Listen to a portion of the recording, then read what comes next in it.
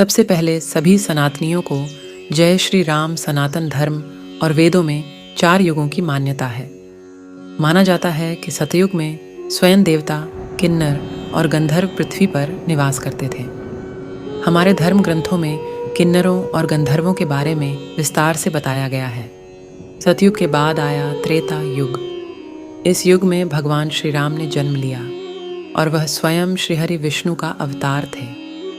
फिर द्वापर युग की शुरुआत हुई और इस युग में भगवान विष्णु ने श्री कृष्ण के रूप में जन्म लिया। द्वापर युग में श्री कृष्ण ने जिस तरह की लीलाएं रची, उनके बारे में प्रबुद्ध लोगों का कहना है कि भगवान इन लीलाओं के जरिए मानव मात्र को कलयुग में जीवन यापन का पाठ पढ़ा रहे थे। कलयुग का कालखंड सबसे छोटा माना गया है और माना जाता है कि कलयुग में भगवान विष्णु का 10वां अवतार होगा, जिसका नाम होगा कल्कि।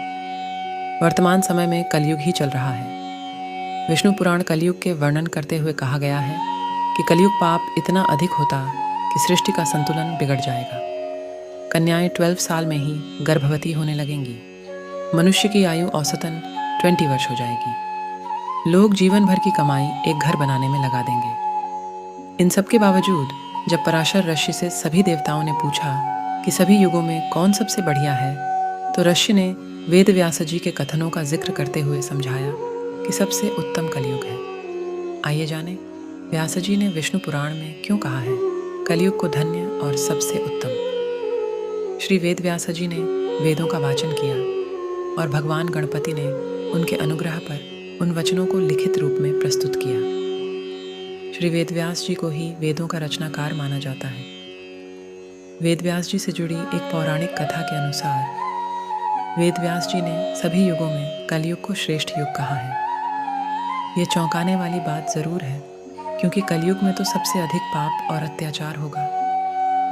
वेदों और धार्मिक ग्रंथों में ऐसा कहा गया है। अगर ऐसा हो तो कलयुग सबसे श्रेष्ठ कैसे हुआ?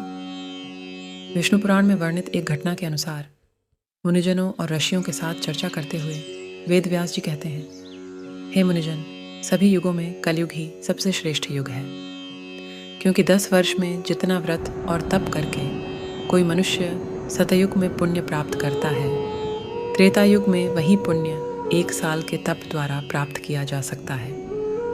ठीक इसी प्रकार उतना ही पुण्य द्वापर युग में 1 महीने के तप से प्राप्त किया जा सकता है, तो कलयुग में इतना ही बड़ा पुण्य मात्र 1 दिन के तप से प्राप्त किया जा सकता है।